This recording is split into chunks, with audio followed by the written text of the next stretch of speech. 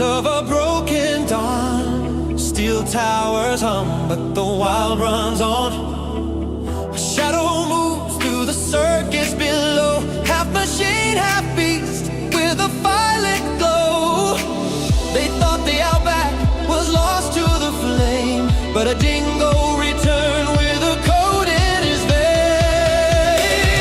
Save up on dingo, racing through the night, claws on chrome, eyes burning bright, guarding of futures the core can't control, running on data but driven by soul.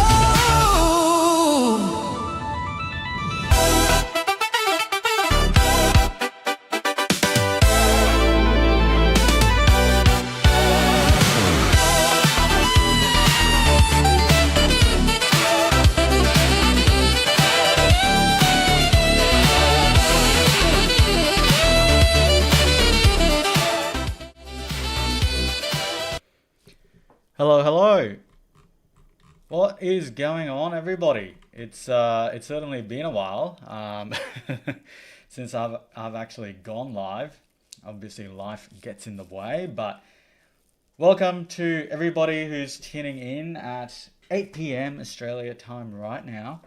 I believe it's early morning in the UK and very early in the morning in parts of the US. I think one part of the US I can't usually reach because it's like 2 or 3 a.m. by the time I go live at nighttime here in Australia. But hello to everyone. I see a number of you who tune in pretty much every single live stream. So welcome back. And if you're new here as well, welcome to everybody. It's a bit of an odd day for me to come online or do a live stream, but this appears to be the only time I've been free this week. I've been just so busy throughout this month or the past couple of weeks really. And I think being so impromptu, is why the number of people tuning in is a little bit lower this time around. But that's okay. I've got a few fun things lined up for everyone here tonight. But as always, before we begin, I would like to thank everyone, especially YouTube members and my patrons, and everyone obviously who join these live streams as much as they can. Obviously, the channel is almost entirely member supported, so I couldn't do it without you guys. And if you'd like to join as well, you can get everything for less than a coffee a month, including that full outro song by joining Patreon. And in this live stream, all your super chats will also be automatically read out. I've set them to be quite basic, so it should be pretty easy in that regard. Now, to start off, I will get to Mam Dani, Bella. That was part 2. I will get to him in a second. But I wanted to actually start off with perhaps something very interesting that I came across. You can see everything I've saved here. And to start off, we are going to go all the way to the UK. This actually happened maybe a week and a bit ago. Or a little bit over a week ago. You might have seen it. There's a specific clip here that went viral, and it was quite funny, and I had to show it to you guys because I felt like this was one of those instances where the whole facade behind the red, green, and lions sort of fell on its face, but inwards. Usually people like me or critics on the outside can critique this alliance, but it's not often that we see these cracks starting to form. And in this instance, the crack was so wide and loud for everybody else to see. So, just to give you a little bit of context. So, in London, there was meant to be a UKIP march against, I believe, the Islamization of the UK, or perhaps a lot of terror attacks, including the one in Manchester recently. And in response, a number of left-wing groups and a large number of Muslims decided to do a counter-protest. Now, ironically, this UKIP protest did not actually even end up taking place. However, that didn't stop the counter-protesters from actually gathering. And the way they gathered in Tower Hamlets, actually, that brings me to Tower Hamlets. I do need to give you a little bit of demographic data here, because I think that will really give you the message as to what type of place we're looking at. So I actually looked this up. So in the 2021 census, 40% of Tower Hamlets residents identified themselves as Muslims. 40%. And a lot of the time when people hear, even in Birmingham recently, when I talked about it, people hear, oh, it's like 30 or 40% Muslim. But what they don't realize is when you look a little bit deeper into that number, that demographic is actually a lot younger. They're working age, whereas the rest of the population, especially the English population, they're significantly older. And because of that, I feel like that 30% doesn't give the full picture, because this is a demographic that can be really politically active, engaged, and they can go out on the streets like this and actually bring about a lot of change. And they are much more visible and active also on social media compared to their boomer counterparts that form the more wider English demographic in cities like this. So 40% of Tower Hamlets residents identify themselves as Muslim. Interestingly, apparently that makes it the highest proportion of Muslims of any local authority in England and Wales. So again, very significant there. So that's around almost close to 150,000 people. And like I said before, this borough has a very young median age, around 30 years. So the youngest of any area in England and Wales. And in terms of ethnicity, it's around really close to 50% identified as Asian British, or Asian Welsh. Now, I know in the UK there's this really weird thing around being labelled Asian, because I think a lot of people associate Asian with East Asian, so Chinese, Korean, Japanese, whatever. But in the UK, Asian obviously applies to, I guess, Pakistanis, Bangladeshis. I don't know if it applies to Indians. I think I can't recall. It might be the case, but I can't recall Indians ever being labeled Asian. They're just called Indians. But I know anytime I hear about Pakistanis, and I know this is a little bit of a tactic where to fudge the numbers, or perhaps to ensure that we don't focus on a specific nationality, in which case, in this case, it'll be Bangladeshi. In the case of grooming gangs, for example, it was always Pakistanis. And they'll always try to obscure that fact by using the term Asian.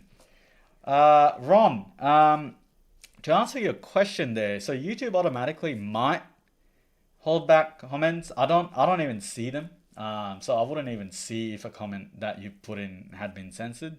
So just be mindful of that. It's completely automated by YouTube themselves. When it comes to Tower Hamlets, it is almost entirely Bangladeshi origin. So approximately 35% of residents are Bangladeshi. So the largest in England and Wales.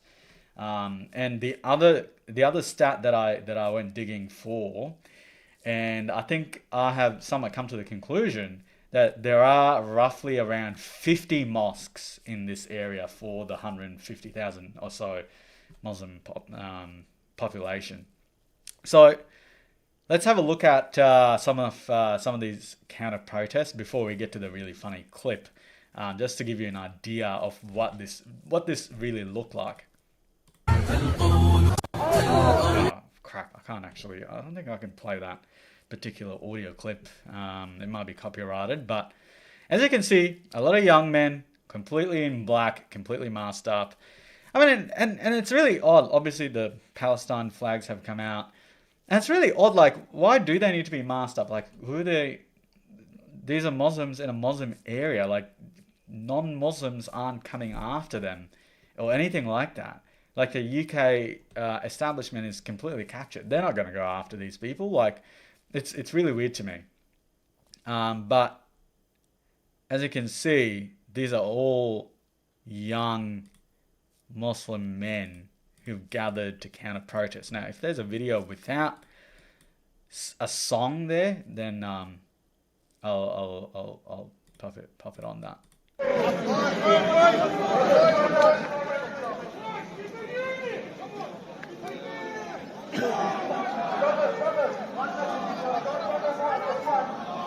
Let's have a look at that.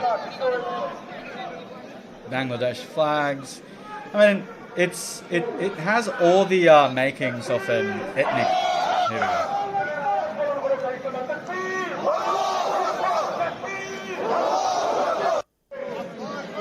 Yeah, I mean, immediately resort to takbir and Allahu Akbar. It immediately always takes your mind to, okay, this is an enclave here. It's an area that's been entirely captured. There will be no counter protest to this. This is the protest. Now, they have obviously come out as a counter protest to an imagined protest in the area which didn't even occur. But to me, this here is absolutely the dominant force in an area like that, and there's no reversing it. And I saved this bit of data here to show you exactly why. Have a look at this. This this very diverse area, if you could call it. As you can see, all the diversity in an area like this. This can't. All these councillors, and looking at their names, I can immediately tell you, like, the vast majority of them are actually Bangladeshi, just because of the naming convention here. There was one particular. Oh, here we go. The mayor, Lutfur Rahman. Now, he has actually been previously charged with corruption, ironically enough, and I believe there was a bit of election fraud going on or other corrupt practices, but if you actually zoom out a little bit and even look at the US, for example, where there are heavily Somalian areas, they do the exact same thing. Because the demographic change is so significant and there are such significant ethnic voting blocks, they know they can harvest votes or engage in perhaps grey areas of voting, perhaps illegal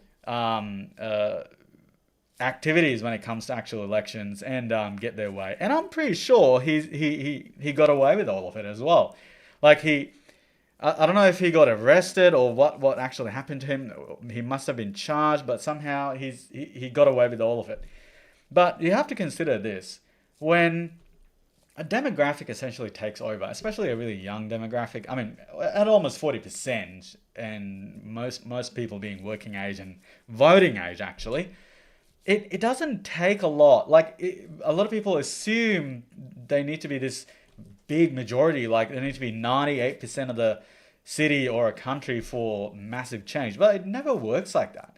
It really doesn't. I mean, look at the UK, for example. Overall, at 7% of the population, that was actually, when the grooming gang scandal was actually happening, all of that in its prime, the UK was around 3 or 4% Islamic. And that was enough for authorities to be too scared to look into the problem and go after the perpetrators. And now that's actually doubled. So imagine how scared the institutions are. Although you are seeing massive swings towards reform, and ironically the Green Party in the UK as well. Nothing has really changed, in my opinion. The population has doubled, and it's only going to get worse. Genuinely. Yeah, I mean, looking at this, like, if I just removed all these labels here as to who these people are representing, and if I just showed you the pictures, and let's get this guy out of this outfit as well, and just have them all in their suits, and just have the names in the pictures, you would think this is actually a picture from Bangladesh. And that's how significant that 30% I was talking about can be when it comes to a city or a borough like this. Now, obviously, as you can see, of course, that you can't finish without doing this, can you? It's a bit like a football game almost. Fish, I couldn't tell you, genuinely. And I always say, I always make it a point, especially on Twitter or X these days, to say this. Like, people always post these videos of a large congregation of Muslims just praying on the streets. And a lot of the time, contrary to what, the people lying about why they're there, they're always like, oh no, it's just Friday prayers and there isn't enough space. A lot of the time, it's just, there is in fact enough space, and it's outside the Friday prayers, and people are just praying out on the streets or in parks. You know what? In Islam, in the actual religion of Islam, none of that is needed. None of that is required. You don't have to do this. So then you have got to wonder, why do you do this? And in this context, you can see exactly why. Because it's a show of force and a show of numbers. It's a show of intimidation. Like, are we really expecting, say for Tower Hamlets, for example, are we really saying there's an opposition force of, I don't know, other religious or ethnic, I don't know, blocks that are going to counter this? Not in a violent way, but perhaps even publicly, and say, hey, you know what, maybe you shouldn't do that out so publicly. No, you're not going to find that, because no one, like, the other side is so fractured and is so old, they don't want this sort of conflict. And that means that these people now own the streets, and there's nothing that can be done about it. Like, these are their streets, and it is how it's going to be run, and that is word for word, quite literally, how an enclave works. I mean, I wouldn't call it a no-go zone like some areas of Europe, but if they wanted to turn it into a no-go zone by socially enforcing certain norms, then it could very easily turn into one. That's just the reality of it, and it's how demographic change works in the real world. I mean. And I did have a good segment about this afterwards, but here we go. Degrees, all you can see is the brothers. We're located. They're so proud of it. And we are here. Everyone is here, my people. Yeah. Alhamdulillah. Have a look. Like, they know. They just know there's nothing you can do about it. Genuinely. Because to begin with, all these people showed up expecting a fight. You have got to remember that. They were expecting UKIP protesters to be here, so they showed up to counter-protest them. Now... We need to be out. What's going on, my people? I'm here with the mayor. Here's a few words about this Saturday. We have had reports that it's been cancelled on Saturday. It's not been cancelled. What's happened? The police have worked very hard in partnership with the council, and have listened to us, and they will prevent UKIP, whoever wants to come to the borough, the far right, or coming into Hamlet. Saturday the 25th of October, it's extremely important. Come out, let's show our solidarity, our unity and our diversity. But we need to be out. I gotta stop that guy there. There is no diversity. What's he talking about? Like, if I just scroll down, where's the diversity here? Like, in Australia, obviously, I'll be called an ethnic person. Like, I wouldn't find any commonalities with any of these people. Like, where's the diversity? It's entirely Bangladeshi and Muslim. There's no diversity in that. Like, you're only representing that group as well.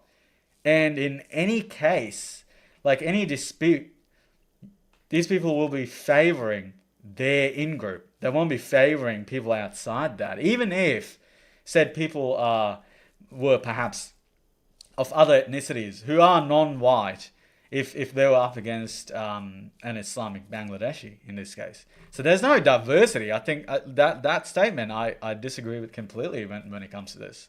We need to be vigilant. We need to be out there, want to celebrate, want to demonstrate our unity, and not to take any chances. The police might have said it's been cancelled or whatever, but like the mayor said, we still want you there, inshallah. Come on. Yeah, there you go. And you can see here, this person here, he represents the street thugs. You know, like the people who've taken over the streets, the protesters. They'll go out and enforce their ideas and ensure that you could not protest against them. You cannot be a dissident against them. Now, while he's doing that, they've also made sure that politically they have power on top of that.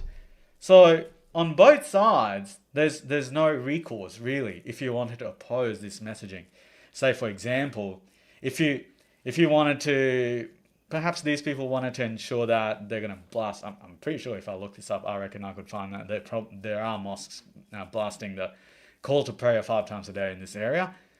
If they wanted to do something like that and say you are a non-Muslim, whether you be an atheist, Christian, Hindu, whatever you might be, you'll be subject to it, and there's no recourse. Because on the streets, you cannot protest against these people because you have thugs like this making sure that pathway is impossible. So obviously you go looking for the law. You go to your government or your local council, and guess what? They're also captured. So what else can you do? You just have to pack up and leave. And this happens more often than people realize, where people just start leaving the area. So when they do leave that area, what happens next? That percentage, that 40%, that slowly starts growing, not only through birth rates and immigration, but because the other side just start leaving. So, and I think it's crazy to me that we see this example cloned almost everywhere. We see it in Australia, we see it in many parts of Europe, and we are also seeing it in the United States now. I never realized how bad it was in the US until I would say this year. When I started looking at some of the data in some of these cities like Minneapolis, Dearborn, and even to an extent what things are looking like in New York City now. But the great cliff is this one here. Actually, is this one bigger? This one's the same. But let's have a look. Now I want you to listen to this very carefully, all right? No need for that. We're on the same side, bro. No, we're not. Yes, we are, bro. Oh god, so we're on the same side. So this guy goes, there's no need for that. We're on the same side, and immediately he gets this response. Bro. No, we're not. Yes. No, we're not. Oh god, yeah. This clip really did make me laugh quite a bit. It reminds me of this Star Trek meme where there's like a Palestinian flag and then there's an LGBT flag, and it goes, "Are you guys friends?" And the LGBT flag guy goes, "Yes," and the Palestinian's like, "No." Yeah, but I think this really shows you that there's this understanding. People always think, oh, guess what? There's this red-green alliance, and both parties within the red-green alliance, so the Islamic side and the leftist side, they're both really convinced that they would work together. Obviously, the only reason, because Islam is an extremely conservative ideology and a political movement. I mean, the label of far right that a lot of modern leftists apply to, say, right-wing parties in the West, that could really accurately be applied to Islam as a religion and a political force. Far right, that is. So when leftists and this far right ideology get into an alliance, immediately people think, oh, they're so united, and surely they both really want to achieve this ultimate goal of essentially taking over or dominance. But the reality is that's not the case at all. In fact, in reality, in Iran, when this did actually happen, something like 30 or 40,000 leftists were immediately executed by the Ayatollah. Immediately. They were so happy and they were celebrating the Ayatollah before he came to power. And obviously both forces had to work together to do it. But it never works like that, because at the end of the day, Islam has a 1400-year history. It has its own ideas. It has its own pathway to redemption, if you could call it that. And it has very rigid rules as to what you can and cannot do. And it has very clear guidelines as to how you essentially react to other people, especially of other faiths, and how you treat them. So when you have like, what's a great way to describe the lefts? Like gay race communists. When you have those people as the allies to Muslims, at no point does the green side of the Red-Green Alliance truly think that the red side are their allies. They're temporary allies until they get what they want. Useful idiots, as they say. But conversely, the left, they don't see the green side, this is the funny thing, and this comes back to that person saying, we're on the same side, bro. The left see Muslims as oppressed minorities. You know? Like, we have to protect them at all costs. These poor brown oppressed people. When actually, to be honest, ironically enough, Islam doesn't have you can be a Muslim of any ethnicity, if of any race, of any nationality. Islam isn't a race, but the modern left sees it as a race issue primarily. And they are an oppressed minority, an oppressed race. So we have got to defend them no matter what. So they ignore all the bad parts about Islam, and I have experienced this, and I don't know if you have, you personally might have experienced this either. If you ever try to criticize Islam online, and you're talking to a leftist about it, they'll always come back with, but Christianity also does this.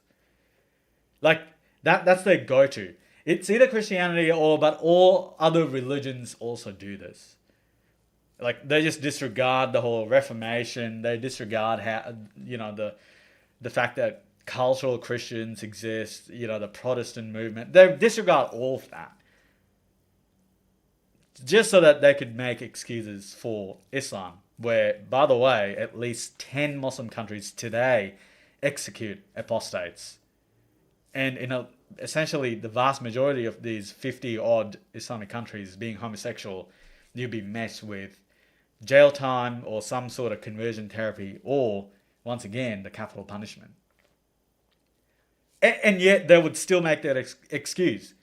Like, they would be living in a country where Christianity was the dominant force in the past 100 years, where, like, I have a lot of friends who were raised Christian and they've all left the religion, and yet their families aren't coming after them, trying to execute them. The state's not trying to do that. I have gay friends. The state's not trying to get them.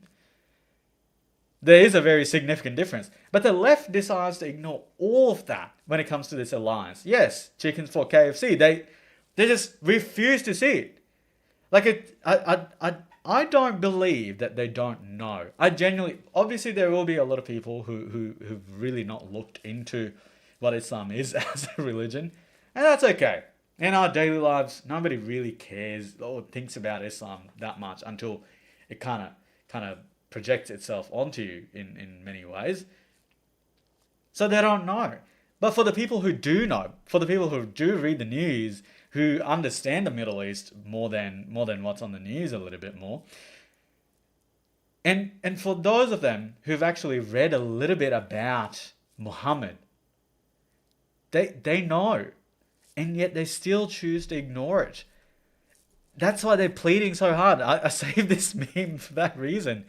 Like, that's why they plead so hard. Please, we are allies. I'm telling you, please, You are an oppressed minority. You and I are friends. You have to understand this. But the oppressed minority isn't actually that oppressed. You know what I mean? Like, Islam was a very dominant colonizing force for almost its entire history. And it ruthlessly crushed opposing ethnic and religious minorities. Ruthlessly. Until they all converted. Or they just no longer existed, really. You can see the stats, like even countries like Egypt with their Coptic Christians, for example, what their percentage was in terms of the population maybe 100 years ago to now. Or places like Lebanon, Syria, Iraq, all these places had Christians and Jews. Now what are the numbers like? I think in terms of Jews, like they don't even have any. Most of these places. Like they used to, but now they're like zero. Like the last of them fled to Israel when it was created. And then when it comes to Christians, like they don't live as equals to this day. And when you go a little bit further down to Africa, for example, we are currently witnessing an attempt to just eradicate Christianity from that country. And they don't even believe it's a genocide, for example. Like I recall an article, was it on Al Jazeera, where they said, "Oh, but it's not a genocide," and that was actually shortly after I made my video on it as well. So you can see just how fragile. Like this video really shows you just how fragile this alliance really is, because their main the common thing they have is a hatred for the West. Like the left want to, essentially, a lot of them are anarchists. They want to recreate the country they're currently living in. I don't actually know what they believe is going to be their version of the world in a world that they create. Because I know, for example, in Australia and in America and even in Canada, like this movement of, okay, we're living on stolen land, so everyone here is actually illegal and we have to rectify this. So there's this sort of original sin, I guess, that everybody has to live with. So there's this guilt. And a lot of people, they don't really know how to solve this issue, but they can all agree on the fact that they've got to abolish these countries as they exist. Like abolish Australia is a phrase you'll see repeated quite often in Australian marches, especially those pro-Palestinian marches. And obviously for the Islamic side, if you didn't know, Islam sees the world as two separate places: the abode of Islam and the abode of war. But if Islam is essentially areas where Islam already is the dominant force, the abode of war is where it's not, and these are areas that do need to be conquered. And today it doesn't really need to be conquered violently or through war. It can be conquered rather easily through demographic change. And that is exactly what they're attempting to do. And that's where the common, I guess, the common enemy is, the common goal is. And also, once that enemy is gone, the alliance immediately collapses. Like this left side does not exist after that. Like they become dhimmis, honestly. Like I know that a lot of the Western lefties, they're not necessarily religious. They're not Christians or Jews or people of the book. They're not that. So a lot of them are completely non-religious. So where does that leave them? I wonder, genuinely, because you can only be. Sorry, Allah. Everyone, Allah has joined the chat. Hello, Allah. I actually lost my train of thought because I thought your name was pretty funny, actually. Now, what was I saying? Anyways, once the this alliance is destroyed, yeah, like I said, and whatever's built, oh yeah, there won't be dhimmis, would they? Because they're not Christians or Jews. Absolutely, yeah, chef of death. Yeah, the whole sentence really threw me off. Yeah, it was a bit of a curveball there. So these lefties, if they're utopia, it won't be utopia first of all. It will be an Islamic caliphate. If it does come around, they cannot be dhimmis. They'll have to elect to be dhimmis. But no, hold on. I take that back. They cannot be dhimmis because they're not Christians or Jews. So dhimmihood is not offered to them. They can elect to be Muslim. They can elect to convert, or well, you get the sword. Those are the only two options. Genuinely. They don't even realize this fact as to what happens when Islam becomes a dominant force. And that needs to be prevented. It genuinely does. Now, we obviously see microcosms like Tower Hamlets, but it cannot expand to such a significant scale. But my biggest fear is that the left is actually helping their cause quite a lot. Yeah, Herman, that is correct. Hindus and Buddhists cannot be dhimmis. I believe it's only Christians, Jews, and Zoroastrians. No one else can be. You don't get that choice. And see you later, Allah. Thank you for dropping by and saying hello. You've been in a few of these, so it was good seeing you here again.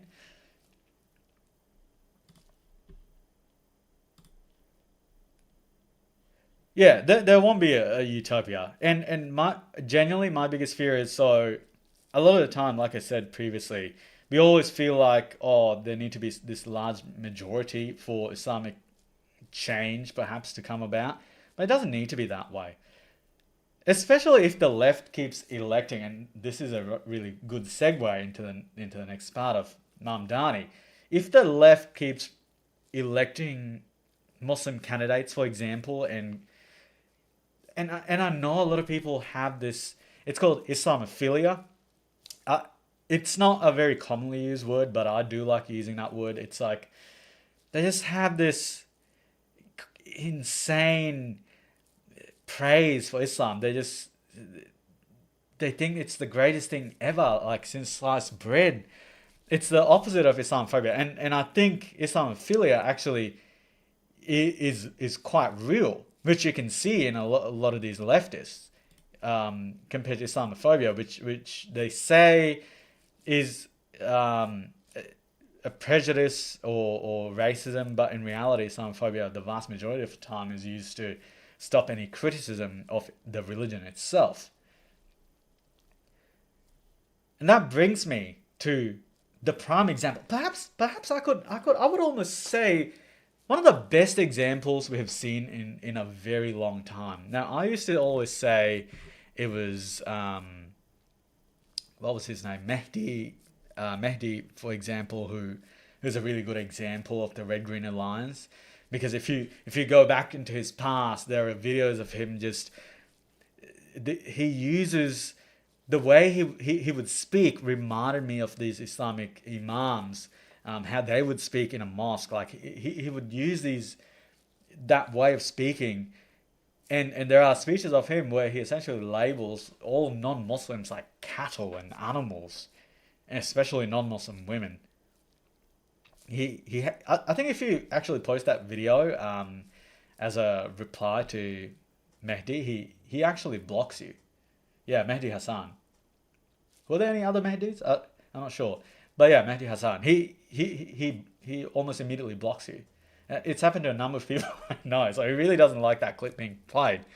Now, obviously, this brings me to Zahran Mamdani. So I want to congratulate him, and to do so, I do want to go into my own profile and essentially show you, yeah, congratulations, Mr. Mamdani, on your well-deserved mayoral victory in New York City. I knew, I certainly knew it was going to happen. I mean, Andrew Cuomo couldn't grope that victory because obviously he's had a lot of issues with women, to put it mildly.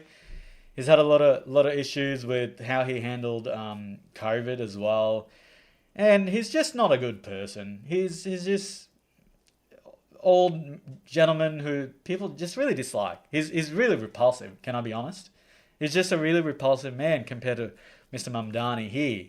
Like, as you can see, Zohran, he's young, he's got a beard, and, you know, he's quite ethnic. So that works. That works for the new generation of New Yorkers.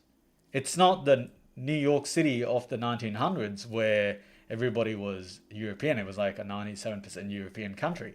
Today, it's like 30% white, and the rest are other ethnicities. So, Zohran, congratulations. I mean, we knew from a long time ago. So Zohran has won with obviously 50% of the overall vote. It's pretty significant if you ask me. We've got, I think it was here somewhere. Yeah, Cuomo only got 41%. Yeah, so it wasn't, in my opinion, it wasn't really even close. I mean, we all knew that was going to happen. What he had going for him was rich, famous parents who were in the media industry. So they were just the perfect people to run a campaign like this. Zohran, like, all jokes aside, he has that charisma.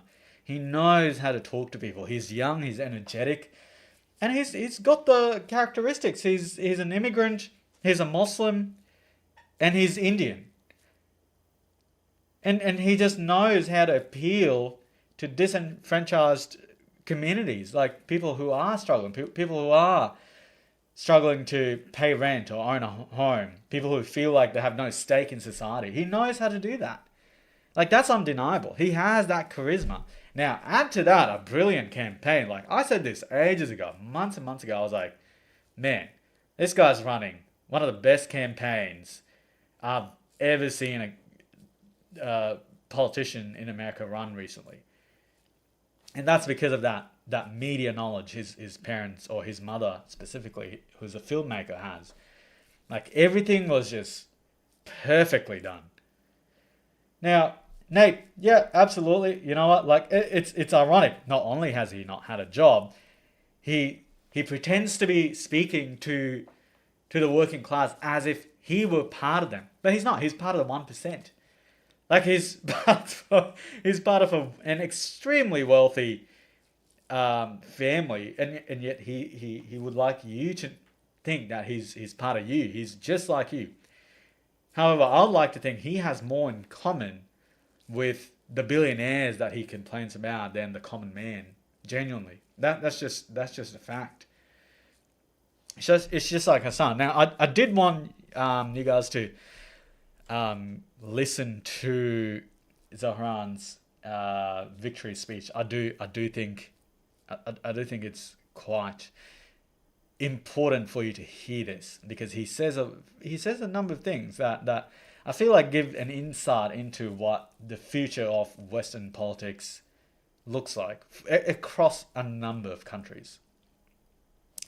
Yeah, he is just like Hassan, isn't he? Like, Hassan's dad, I believe, I don't know if he's exactly a billionaire, but sits on the board of $1 billion company in Turkey, extremely wealthy. His uncle is also extremely wealthy and gave him that opportunity. So, yeah, and yet he pretends to be part of that working class, when he would have more in common with a billionaire than the common man.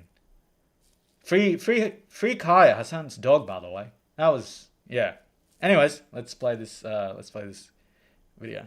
If anyone can show a nation betrayed by Donald Trump how to defeat him, it is the city that gave rise to him.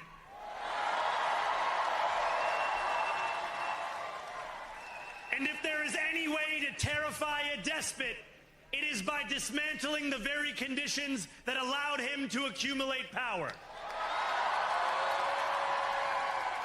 This is not only how we stop Trump, it's how we stop the next one. Yeah, you know what? The Red-Green Alliance is going to be very effective as as the counter alliance against a conservative movement or the MAGA movement, I think, personally.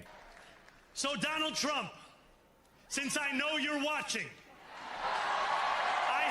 I don't think he's four watching. words for you. Turn the volume up.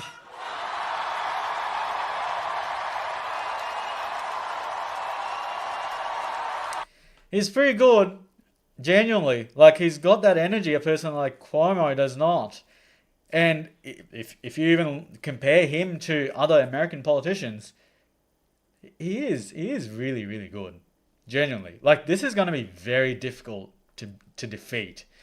But I'll get to that. Let's skip this To account, because the Donald Trumps of our city have grown Anyway. as Donald Trump City, built by immigrants, Oh, yeah, Maine, this a is city important. of immigrants, a city built by immigrants, powered by immigrants, and as of tonight, led by an immigrant.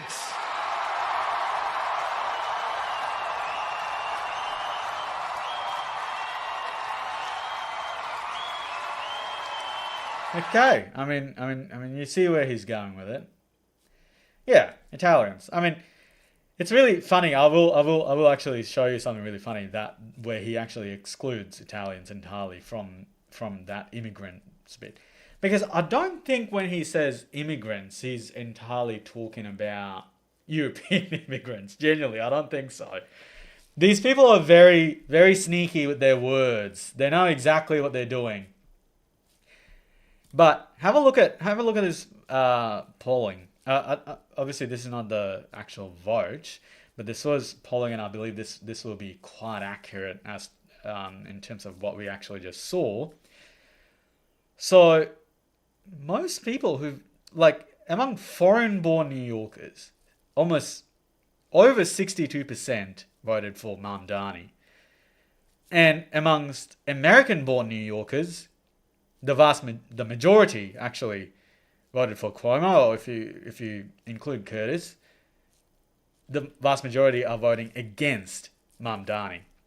So when I know a lot of people, especially on X, they were like, "Oh, so New Yorkers have forgotten, the whole thing about 9/11," but New Yorkers did not forget.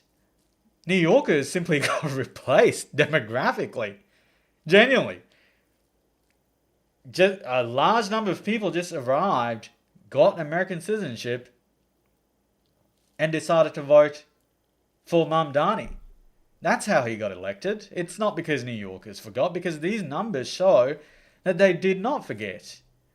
Because it's, on the face of it, it is really weird for someone who's talking about globalizing the Intifada or tries to sort of skirt around the issue of Sharia law, for a person like that to be leading New York City, considering its history. It really is. You could almost say, I would say it's almost distasteful. There's this bitter taste about this that you just can't brush off. You go to New York City, the one major city, the city that sort of represents the United States. So much so that it was selected by Bin Laden and his group to send them a message with 9/11, is now being led by someone who follows. Perhaps he doesn't follow it to the letter, but he does somewhat follow it, because why else wouldn't you disavow Sharia law or the phrase globalize the Intifada? And I know he's said, I'm pretty sure I've seen him say certain anti-Semitic things. So it is really distasteful, I would think. And Dan here goes, 59% of voters in New York City are US citizens through naturalization. What did you expect? This is what happens when citizenship is handed out like candy to people who came to America not because they love what it stands for, but because they love what it gives them. And that is true. It gives them the economic benefits, and there's no real incentive to change what they believe in. So they'll vote for him. Because you have got to remember, Mamdani really started his career and got really popular, especially in this election cycle, off the back of the whole Palestine-Israel issue. That was what drove him. That was the engine behind this campaign and what got him so popular. And that's what's given him this seat in New York City now. And like I said in the original video I made about Mamdani ages ago, when he was doing all this weird shit like eating with his hands, which I don't believe he actually does at home, by the way. Because he was eating a burrito on a train with a knife and fork, but the second there are cameras and he's got a takeaway rice. I don't know what he's eating, like a rice and a curry maybe. He just digs his hand in. And the way he eats it, it looks like he's really uncomfortable, but he just wants to play it off for the cameras because he's got to show you just how ethnic he is. He's got to show the progressive white voters, hey, look at me. Like, look at how ethnic I am. And I do wonder if the actual more ethnic non-white voters are looking at this and they're like, what is this guy doing? Yeah, and also Bella, thank you for reminding me. Yeah, he did a few, perhaps last week, talk about how the real victim of 9/11 was my aunt, who was in a hijab and she felt uncomfortable riding the subway because of 9/11, because of how people might look at her or how people might treat her. That was his concern. The real victim of 9/11 was his aunt. Turns out, said aunt does not exist.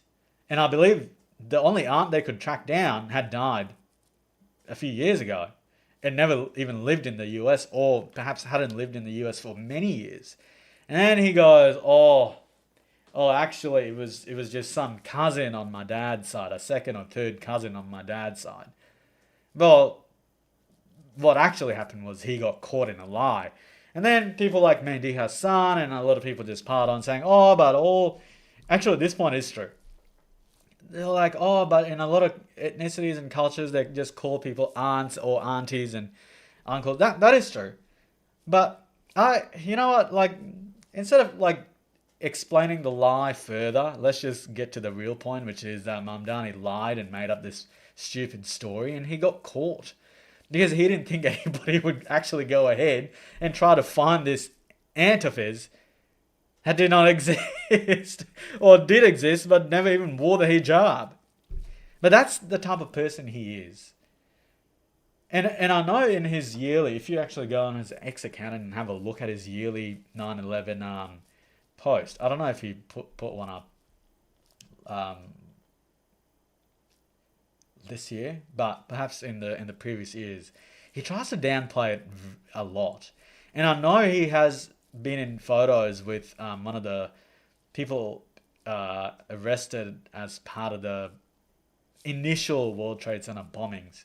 People who have talked about gathering 10,000 Muslim men and marching down New York City to gain power. These are the people that he associates with.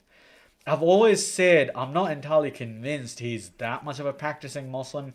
Like, you look at how his wife dresses, for example. It's very liberal. It's very chic. It's very progressive. Like, it doesn't... Like, he's at gay clubs at 1 a.m. if you saw that campaign recently. He's holding the transgender flag in his campaigns. This is not something a real Muslim would do. And I know immediately you can go to the No True Scotsman policy, but in Islam, under actual Islamic teachings, that's not what an actual Muslim would do. Like, you don't see... Like, Muslims in America are like, I don't know, 4 million people. But that's a very small minority compared to the 2 billion actual Muslims elsewhere in the world. And in the 50 plus Islamic countries, you wouldn't see this at all. You would see women in hijabs, and you would see gays being thrown into jail. You wouldn't see Muslims holding gay pride parades and dancing around with pride flags, yet alone have a gay club that they go to at 1 a.m. to campaign. It's just a facade. It's not true. And that's why I'm just like, he just plays a part really well. He's just so good at it. Like, he plays the part of Muslim. He plays the part of brown person. He plays that part so well. And he's, it's how populists work. And he is a populist. And he tries to appeal to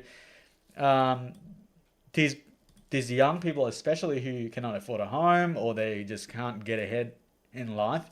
In a city where you can see a very significant degree of wealth inequality, he's trying to appeal to that demographic by saying, hey, I'm not part of the establishment.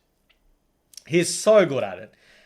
Yes, GJ News, I guess you could say he's a great snake. He's just, perhaps because his mum is a filmmaker, maybe he got the acting chops from her. I don't know, but he's just a really good actor is all I can say. And that's why he's such a natural on camera.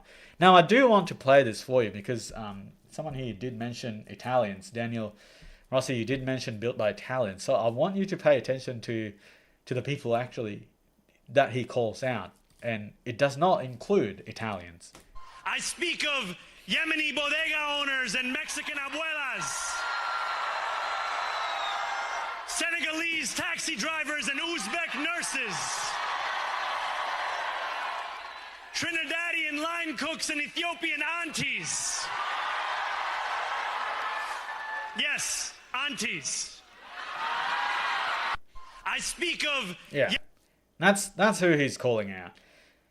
Those are the immigrants. Those are the people he's calling out as the people who represent New York now. Yeah, it's deliberate. He plays the part really well. And he knows exactly what he's doing. It's grievance politics. Like, a lot of these people, like, I know in America, the whole...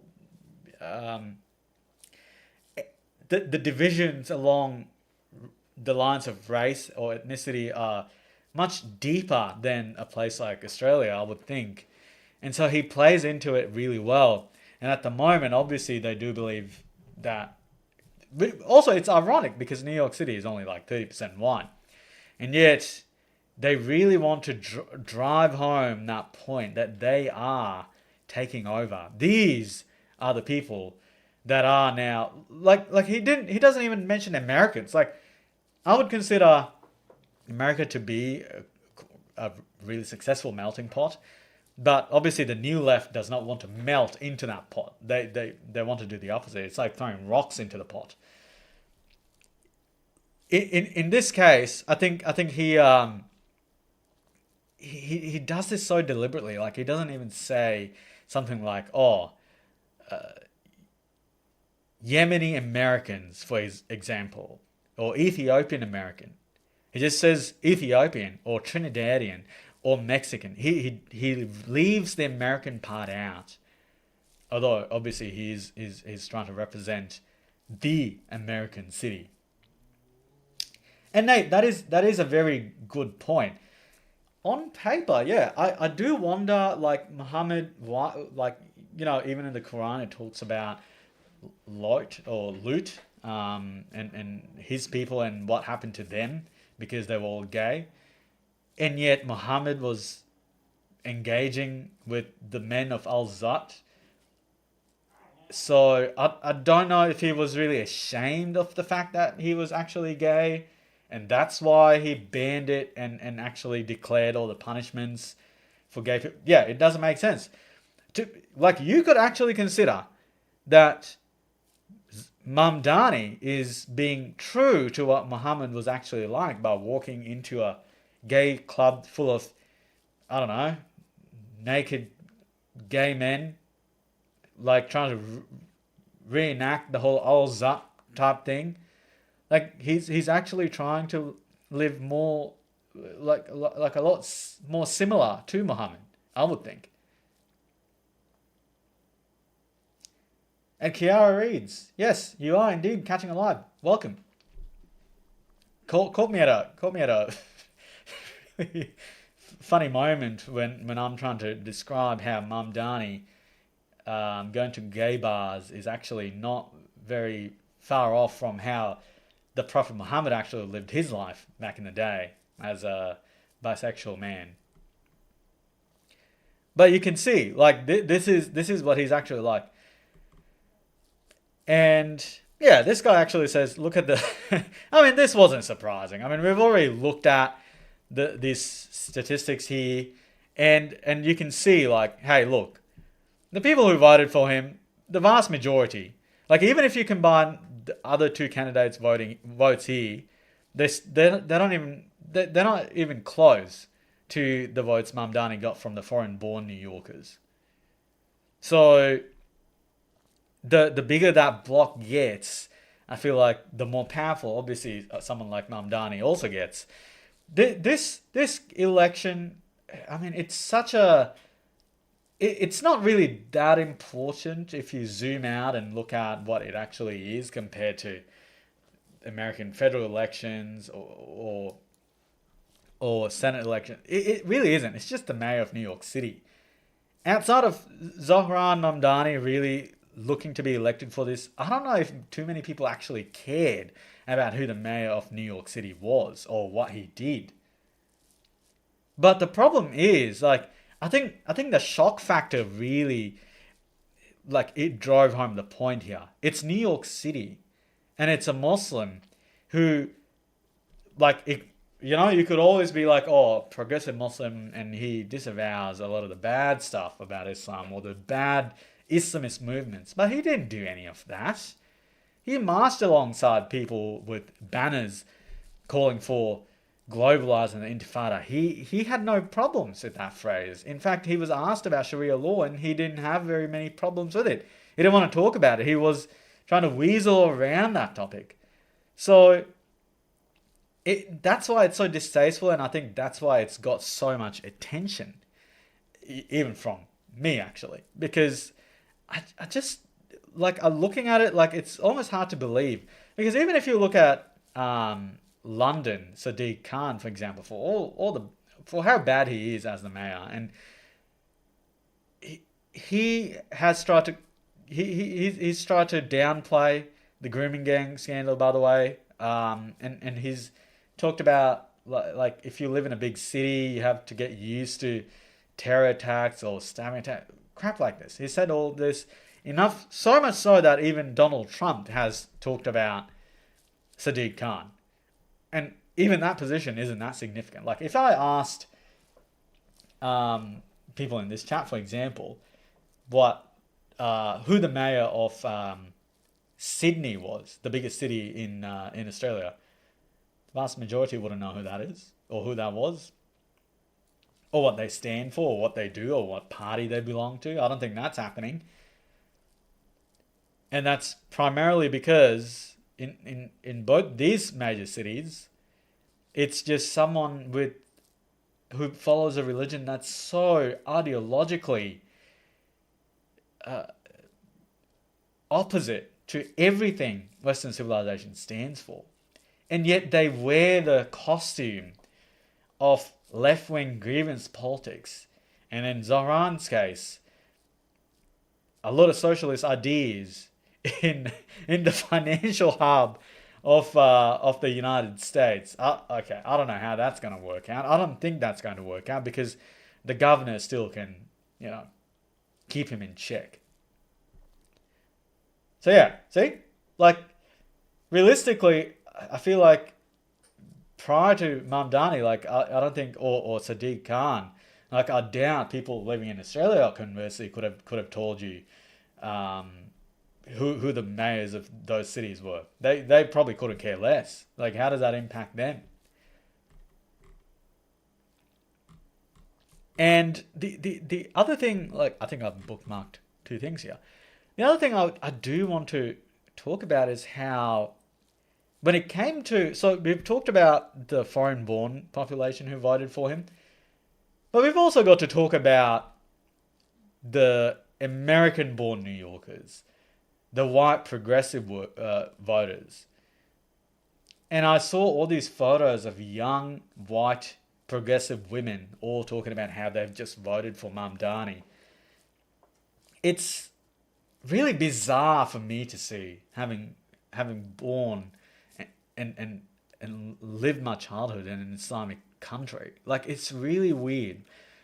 Like, what part of a life like that would you like to experience? Like, even if there was a, I don't know, a 10% chance, a minuscule chance that Mamdani might bring in some policies that aligns a little bit better to Islamic ideas.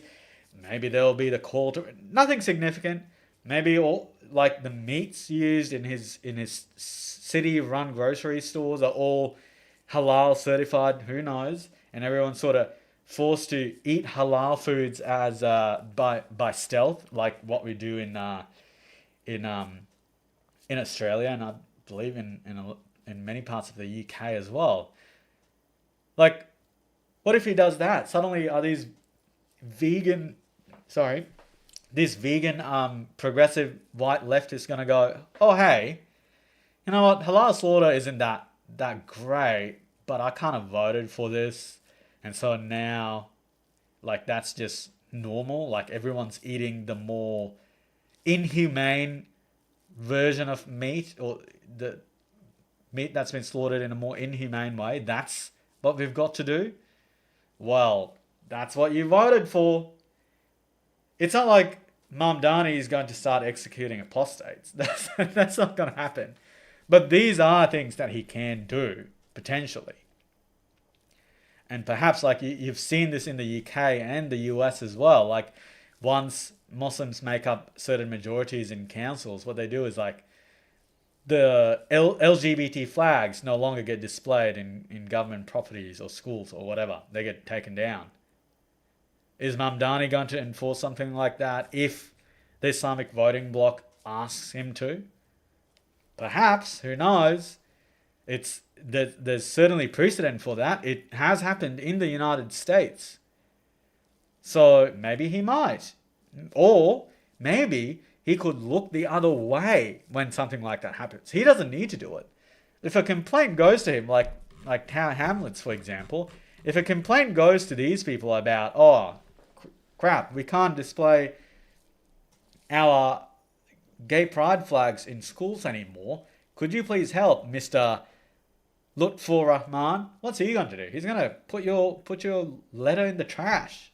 He's not even going to look at it. It's laughable that people think he might. None of these people would, in fact. Oh, you know, maybe this guy, he looks a bit gay. Maybe he might. Oh, you can't see him. Hold on.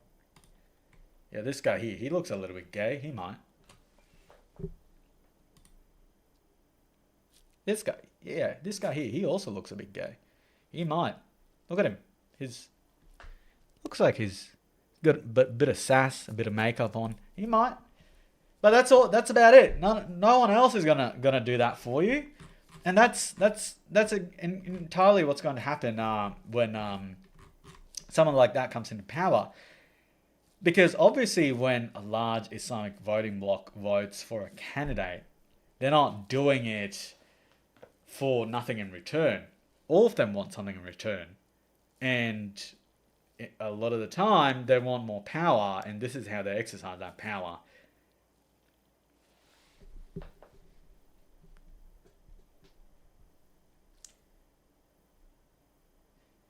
Tim, you know what? I actually am, like, I do think that might actually very well be the case. I feel like he might, like I said, for a lot of it, he's such a good actor. Oh my goodness.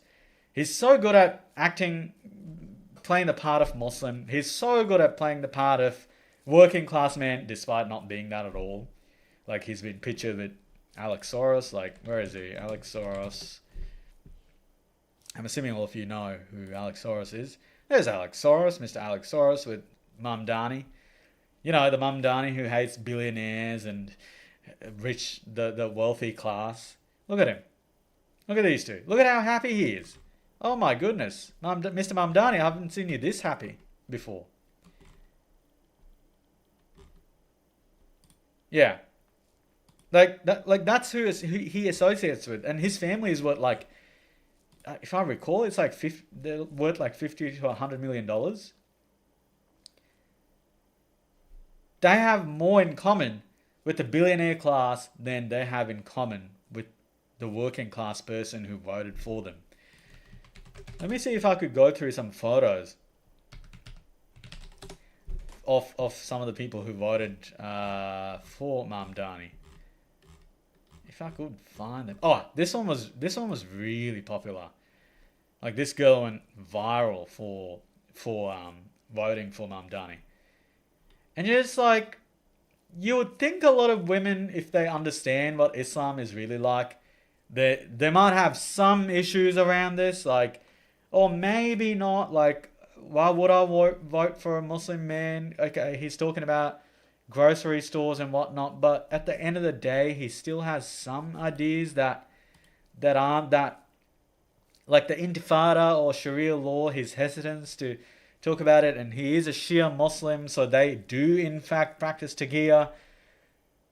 I guess she doesn't know any of that. Like, what's this? Okay, alright, yeah. Yeah, okay. That explains a few things, I guess. And as you can see, you know, there's that inbuilt racism or anti-Semitism there as well, because that's the acceptable version of discrimination these days, by the way. And then you go, oh, here we go. Here's a nice collection. Well, this lady here, she looks Iranian. If there are any Iranians, or sorry, Persians in the chat, let me know. But she, yeah, I can't make out what her ethnicity is. It's like one of those photos from the Iranian Revolution before the Ayatollah arrived and just took away their rights and locked them all up, or executed the 30 to 40,000 leftists who helped bring him into power. Oh my goodness. I can't tell if this person's old or young. Like, I'm trying to, maybe Gen X. But yeah, as you can see, this is the demographic that keeps voting. Yeah, I mean, that's a made up photo, but it's still representative. Like, oh, here we go. Another person wearing vintage Armani, obviously. Champagne socialism. Like, they don't see the issue here, do they? Like, how many working class people could afford to wear Armani jackets like this? Not very many. That probably costs more than their monthly rent. And yet here they are, these champagne socialists, so proud that they're able to vote for another extremely wealthy socialist. And I know, like, I can't remember who this was who said socialism is, or like, socialism is a struggle for the rich, or something. I'm paraphrasing here, but it was a brilliant bit of writing. Like, I don't think she's part of that working class, or he's part of that working class, or Superman here is working class. Like she's definitely not working class. Early voted for Zahran, and an old lady called me pretty, and that old lady was lying, by the way.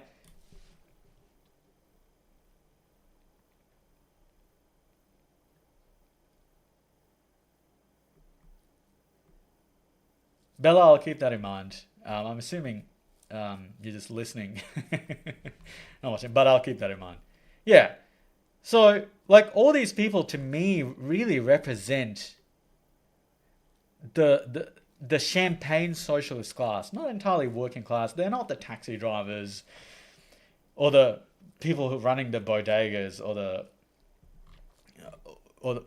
restaurants.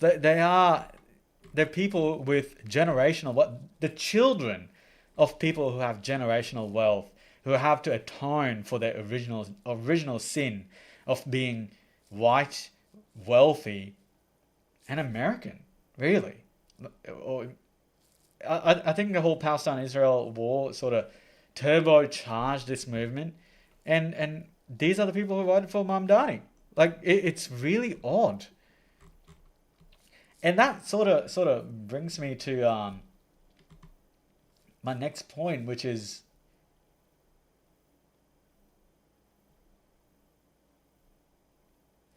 Yeah, like Tim, that's a good point actually. Um, the whole thing about a lot of people thought, like, especially the few elections that actually took place in the US. Well, it was today for me.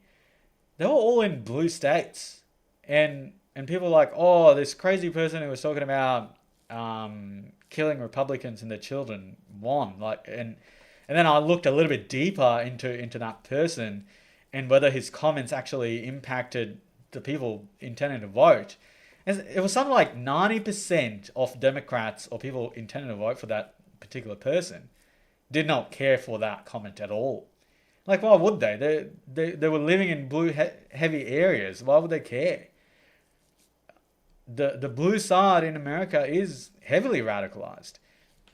I know the red side is currently having a lot of issues. You know, the whole Ben Shapiro versus Nick Fuentes thing happening at the moment, and there's a bit of divorce. But at least on the right, I feel like if there are issues like that, if there's radicals in that movement, people do speak up about it, and they are at least trying to sort of push back. But with the left, that didn't happen. With the left, they just let the radicals take over, and that's where they're at now. And even with Mamdani, like, Republicans, they hated Andrew Cuomo and Eric Adams. These are Democrats. New York hated Trump. And yet, in this instance, it is quite funny and ironic in a way that, you know, Republicans were like, oh, crap, we cannot let Mamdani get into power. What are New Yorkers thinking? But New Yorkers are thinking, well, on top of this, they just wanted to all guard out, and they wanted someone radical enough because Cuomo and the rest are just not radical.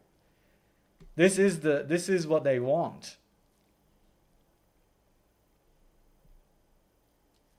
And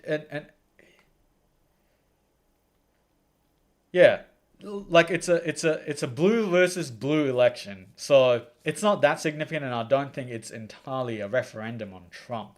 They might think so. I know that crap, who's the really how do I say it? I don't know if let me say this in a way that YouTube might not punish me. There's a Democrat activist who's very diagonally large. What's her name? Olivia. Her circumference is massive. As in almost, what? Olivia something. She was like, oh, we won 3 elections today. Trump, watch out. But hold on. What does Trump need to watch out for? Like, what's he watching out for? These were all blue states. Heavily blue areas. And they elected someone blue.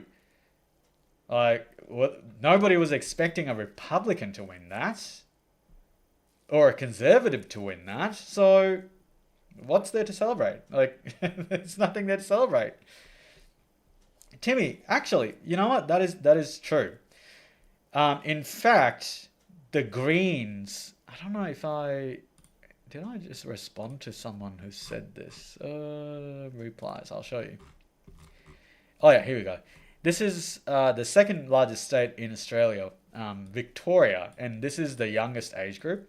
And as you can see, the Greens, which is the far left populist party, in this age group, they're beating all the institutional, traditional parties at 31%. I know it's just a 1% difference, but that is crazy because they have no policy apart from Palestine and gender ideology and these niche populist ideas that nobody cares about. Genuinely, like, people are talking about how their energy bills are unaffordable. They can't afford groceries, and there's not affordable housing, and that immigration's too high. And yet, this voting group is primarily looking into bringing in this populist party into power. Luckily, and I say this a lot, Australia has the best voting system in the world, and that will ensure that they won't. That will ensure that the centre-left Labour Party will win that. But in fact, I think in this particular state, I don't think the left-wing party. I believe they're actually. I believe they have a bit of a challenge ahead of them, because today I saw, surprisingly, the centre-right Liberal Party, they are the preferred. They are leading in the two-party preferred polls. So who knows?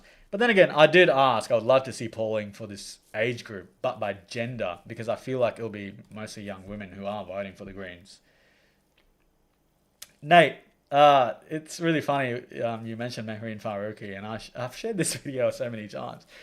My favorite video of Mehreen Faruqi is when she went to Pakistan for a holiday, came back and said the weather was so bad in Pakistan because Australians are screwing up the global climate because you use your air conditioner too much. It's one of the craziest things I've ever heard in my life. They're absolutely nuts. They are a populist party.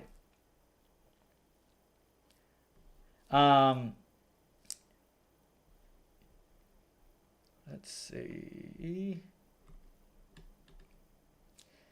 Kiara reads, the answer is actually Patreon. I usually try never to push people to YouTube memberships, because YouTube just tends to take a significant amount of revenue there. And plus Patreon is much more flexible. For me, I can put out articles that essentially goes out to everybody. I can put out videos, I can put out clips. I can do so much more with Patreon, and the offering on Patreon is a lot better than YouTube memberships. I feel like YouTube memberships are limited in what I can offer to what people sign up for. It's primarily mostly the members only, or videos are members only initially, but Patreon covers that as well, because I upload pretty much every video on their early access. Okay, so next part, and this I have been thinking about quite a bit, because it's a bit weird for me to almost say, and almost a bit counterintuitive for me as someone with an immigrant background to say, but for a long time people have been talking about how bad illegal immigration is and its impacts on a lot of countries. Like, you have problems in asylum hotels and people coming over from crossing the channel on boats in the UK, for example, and all across Europe you have illegal immigration, however that's done. And even in the US, obviously you have the southern border. Australia luckily is fine at the moment. Thank you very much, Authors Up. Your name cracks me up every single time. Do you think the LGBT leftists are hoping they can join? God, in the Zap pile. Yes, I do think so. Maybe a lot of these leftists do believe that they are the modern day Al-Zat, and the Mamdanis and the rest are the Muhammads. I do wonder if, one of the funniest parts of the story is he asked the other person to draw a circle around him. Like there was this thing in... It's crazy, like, telling stories like this.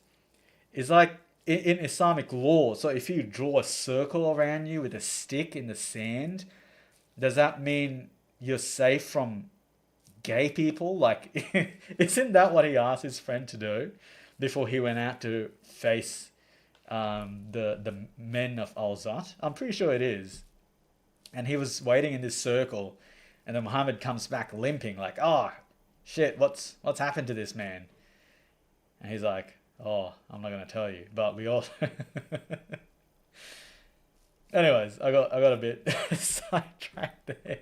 It's a funny story. I think everyone should know. what the Islamic Prophet got up to in his free time. But look, as I was saying, Australia luckily doesn't really have an issue of illegal immigration. But it is time that we do talk about legal migration as well, because it is starting to show significant downsides. Now, I've never been someone who's been like one of those, ultra nationalist types who say, "Oh, zero immigration." I've never been someone like that, especially in a settler colony country. Like, I've never been one to take that position, but I have like huge issues with legal migration now, or these days. I mean, I always did, because I was never a believer of cultural relativism. I never was, especially considering we've had something like, considering I've lived in multiple countries, or two main countries, and know how different the culture is, and I know what Islamic doctrine teaches. I feel like legal migration strongly needs to be reconsidered in a lot of these countries. Because legal migration doesn't automatically guarantee that newcomers will share or respect the host nation's cultural, political, or even social norms.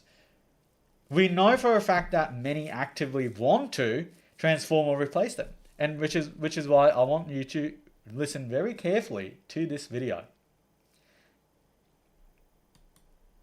Because this is an international... I couldn't believe that this was an international student saying this. Genuinely. Like... Alright, let's go.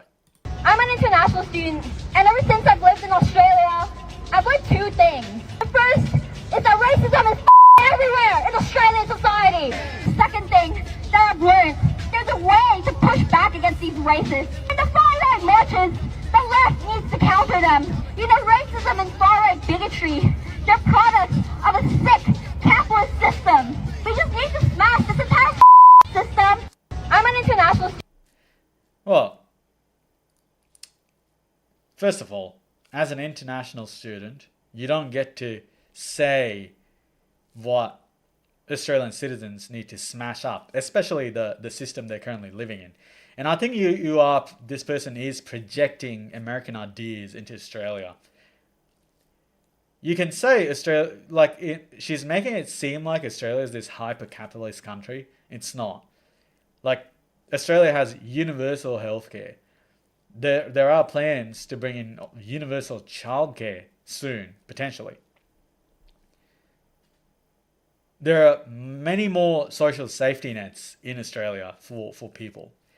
Like the NDIS is one of the craziest systems I've seen, set up with good intentions, but it's now on track to outpace military spending and even the aged pension system because of how expensive it is. Over $100 billion. And that is one of the craziest, I guess, social welfare systems on the entire planet.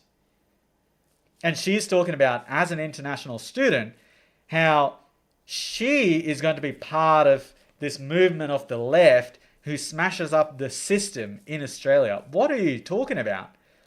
Number one, she said what does she say? It's the most... Racism is everywhere in Australian society. Now, as an ethnic person, I can guarantee you, I have personally faced more racism in a number of Asian countries than Australia. In Australia, I could probably count on one hand instances of racism at me. And I have and I have a group of friends who are mostly white. Sprinkles of other ethnicities. But also, you have to think about this from a numbers perspective. Yes? Because Australia has a majority white population. So you can't expect it to be some Netflix-esque demographic that exists around you. Everywhere you look, you will have Australian white people around you. Whether Anglo-Saxon stock or European immigrants from the 60s and whatever, that is going to be the majority of Australians you encounter. Like if you look into the newer diasporas, like the Chinese or Indian Australian communities, they're very new to Australia. Perhaps in the last 20 years or so is when the massive influx really started. I know obviously there will be exceptions to this, but that is where the massive immigration started for certain ethnicities. So I don't know what exactly she's talking about, because why would, say, for example, 1 million Chinese and Indian individuals come to Australia if it was that racist and racism was everywhere and it was such a significant issue that they cannot live normal lives in Australia? That's not what's happening though, is it? People continue coming in. People continue actually leading rather successful lives. I mean, I believe these numbers are really high and should be reduced significantly. And I think there should be a pro rata type of thing so that we actually maintain a semblance of diversity in this country, and all our migration shouldn't be from China and India. And so this doesn't make any sense. But what really, like, I'm not one to get offended, everyone. Like, I really am not one to get offended. It will take... Tim, you know what? I have been trying to figure out which ethnicity she is, but I really can't figure it out, like, from her face. Like, no one's been able to tell me the answer. I took a wild guess and I actually did think Malaysian. But perhaps not. Might not be. Everywhere in Australia it's a thing that marches. The left needs to counter them. And who is the far right that she's actually talking about? Is it, like, I understand there are far right elements in the conservative movement in Australia. I don't deny that. But if I had to take a wild guess, she's probably going to even name, like, the Liberal Party as far right. But the reason I brought up this person is, this is a great example of large-scale legal migration international student visas are, I believe, the largest cohort of immigrants in Australia. Here's a fun fact. I believe like 10 or 13% of the entire world's international students live in Australia. That's a crazy thought, isn't it? It almost sounds fake, but it is true. She's just a prime example of why I do have a problem with a lot of this legal migration. Now, I could very easily put up a video of, Islamists marching in Australia and say, hey, here's a great example. But this video just came up recently and I was like, you're an international student. You're here for a maximum of 3 years. Unless you obviously decide to seek a pathway to getting permanently resettled. But you're talking about smashing up the system here. The system that is host to you. The system who is treating you really well by giving you a platform to say such stupid things to millions of people online. I would think is one of our major capital cities. So what are you talking about? Like, you're not going to change what you're talking about. Now, here's a few stats I got for everyone before we go into the next video. So, as of last year, around 10 million Australians were obviously born overseas. So that's around close to 31 or 32% of the population, myself included. And that number actually goes high, so almost 1/3. So that number actually changes as well if you include the people who got at least one parent who was born overseas. And when it comes to the UK, there's around almost 11 million people who are born overseas, or 16% of the population. In the United States, there's around 50 million immigrants residing in the US. So that's almost three quarters were in the country as legal citizens or legal residents or holding temporary visas. the US has a benefit that Australia or Canada or the UK does not, in the fact that if you want to get really wealthy, you go to the US. Like, that's why it generally attracts the best of the best talent everywhere in the world. Like, the people that Australia, the UK, or Canada, like, because we're not that hyper capitalistic, those people don't really go to these countries. And that's fine, because not everyone wants that type of life or are trying to be in a hyper capitalist country chasing that sort of wealth. Yeah, Ion Chisholm, like, I do agree. I am getting to this, and I feel like, you know, the sheer scale of the numbers that I just told you about means, you know, there will be an impact, obviously, on demographics, culture, public services, housing, political identity. We see Zohran Mamdani, for example, in the US. And even if, like, say, an immigrant family like yours, Ion, or myself, or any number of ones in the chat, for example, even if you individually have the best intentions in mind and are fully integrated, virtually nobody could tell if you were born overseas or not. The problem is, when the scale suddenly becomes so large, you become the minority within those legal, within that legal immigrant bloc.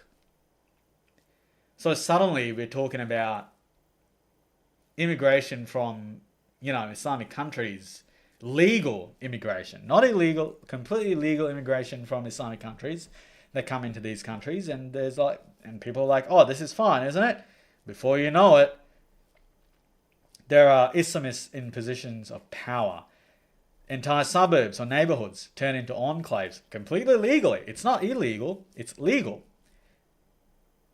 And suddenly mass social change starts occurring. Like, you know, once again, talking about halal meats, talking about the call to prayer, talking about questioning your implied freedom of speech. Like, suddenly you cannot criticize Muhammad. You cannot say that he was mounted by the men of Al-Zat without the government clamping down on you, because that's not free speech.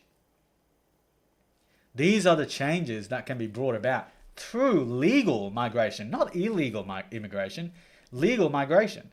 And that is something we do need to rethink entirely, because we do have a massive issue with it now. And I think the Mamdanis of the world, the Sadiq Khans of the world, these are all signs, microcosms of how bad this issue can get. And then you look at a city like Dearborn, for example, in the US, or Tower Hamlets in the UK, or Birmingham in the UK. Who's in charge now? These people are. And this is entirely legal.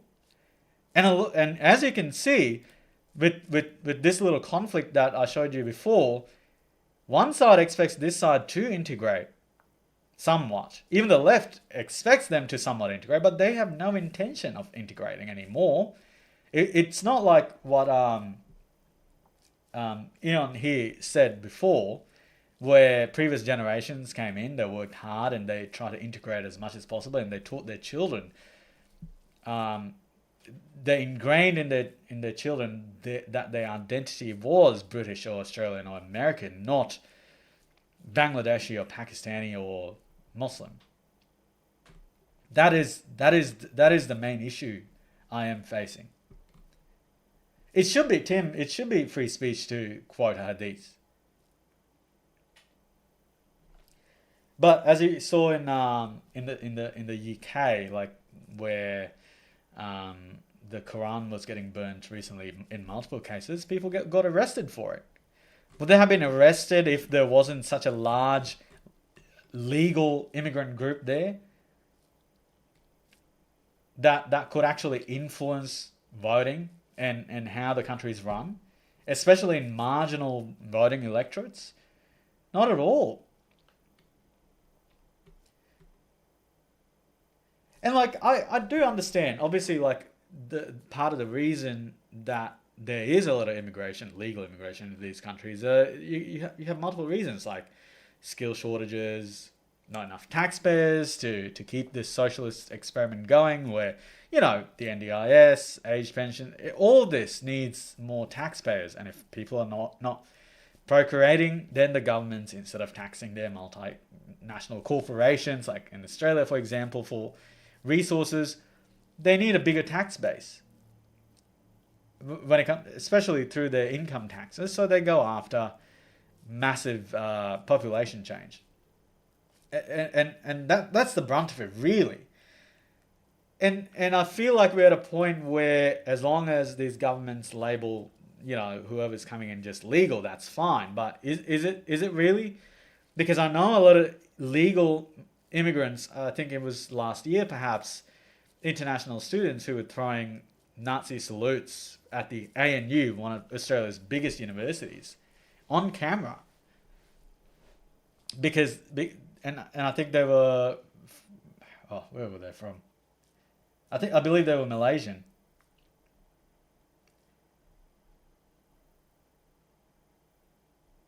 So it's like, these are all legal, and ironically enough, in the Australian immigration system, they have something like, you know, character tests and all that they need to pass. If you might have heard, Candace Owens, Kanye West, all these people were banned from coming in. This actually applies to all these people as well, but they're here already.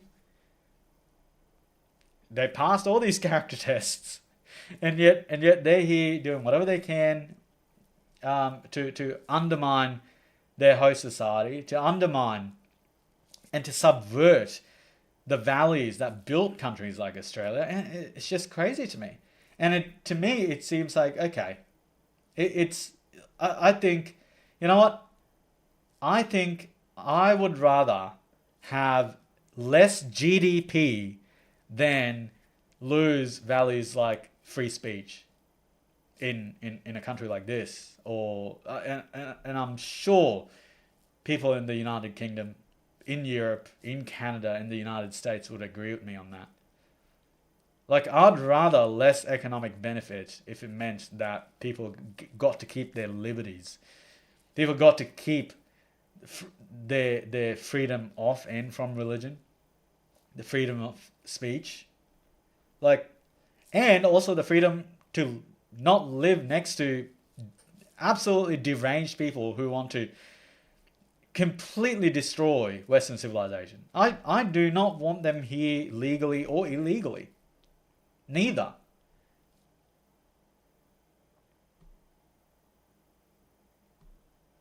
Tim, I don't think it has grown that much. But even in Australia, it doesn't grow very much. It's minuscule, the GDP growth, for the sheer scale of the immigration experiment they're running at the moment. It avoids a recession, but if you look at GDP per capita in a lot of these countries, for Australia, I can say for sure that if you look at GDP per capita, Australia is in a per capita recession. But they avoid that because they just bring in so many people. Now, I do want to show you another video.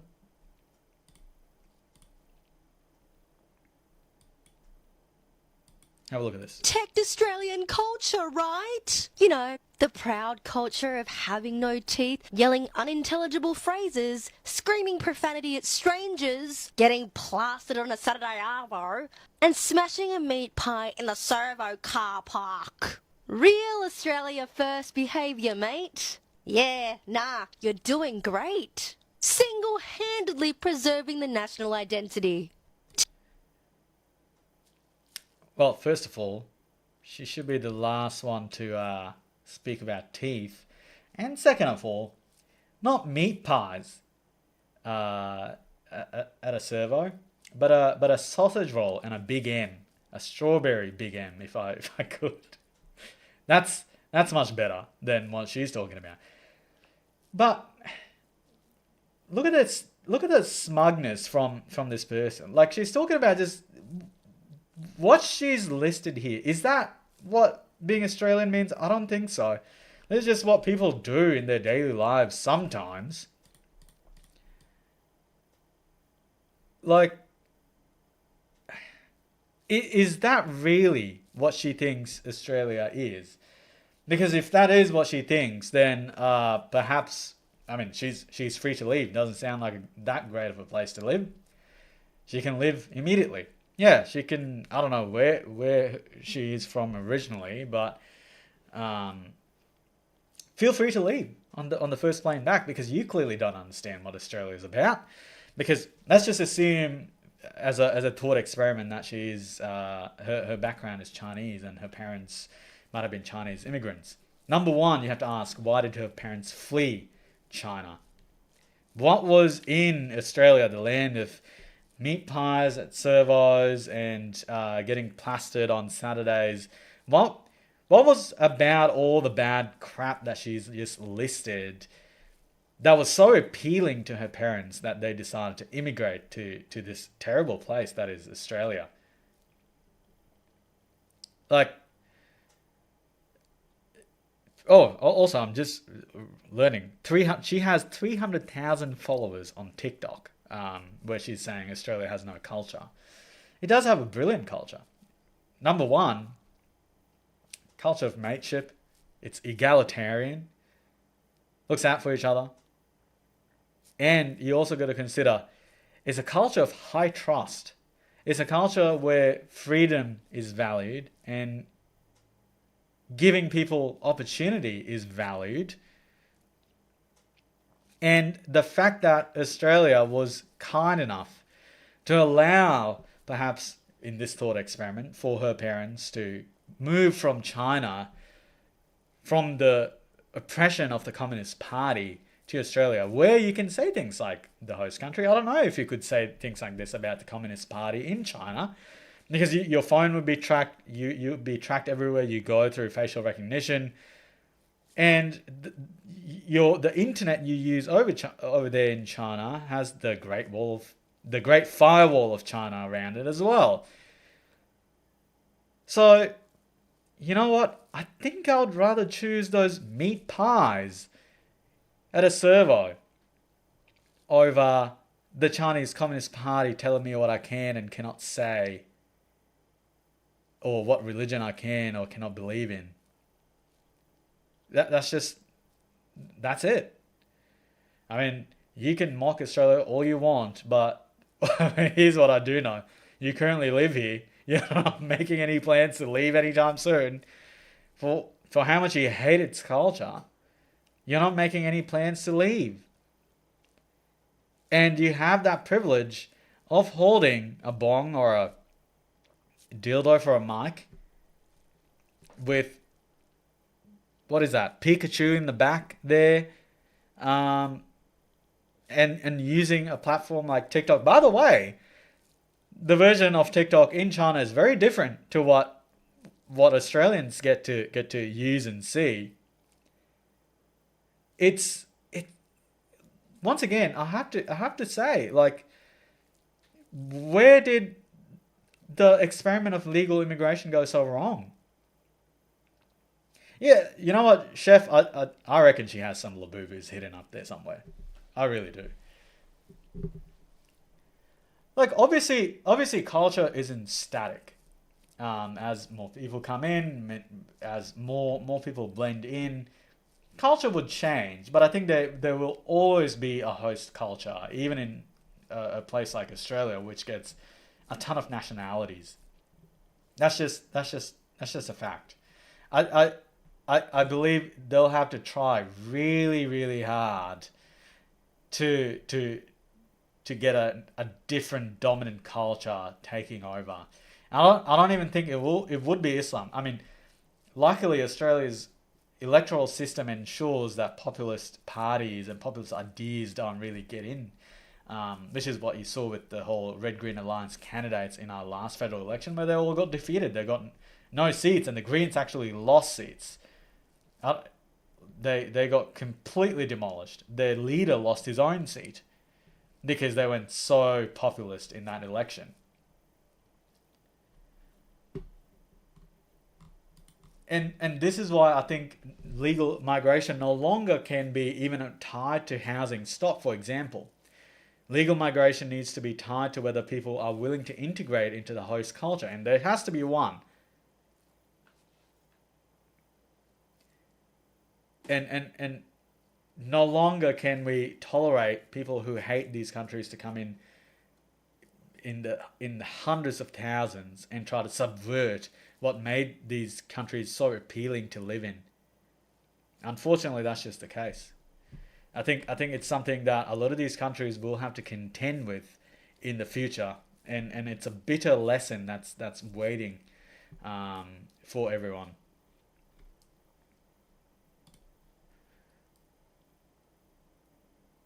Now, after that segment, those are the three that I had. We'll quickly go into a Q&A. If you had any questions for me, I will take them now, and I will quickly read through a number of these comments while you pop them in. First thing I see from Fire Blossom is, do you have Nando's in Australia? Yes, we do. I actually have one like 5 minutes from my house. But I think that particular Nando's is really rubbish. Like I tend to never get a good meal from them. And I've just completely stopped going. Let's see.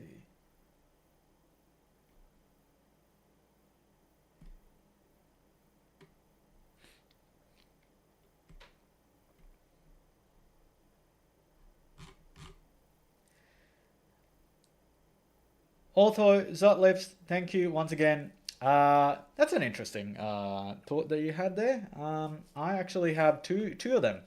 I've got the original Steam Deck, not the OLED one, the original, and I have got the MSI Claw 8 AI, which ironically has now become my primary source of gaming whenever I have time, because I can just take it to bed or something, or just play it on the couch.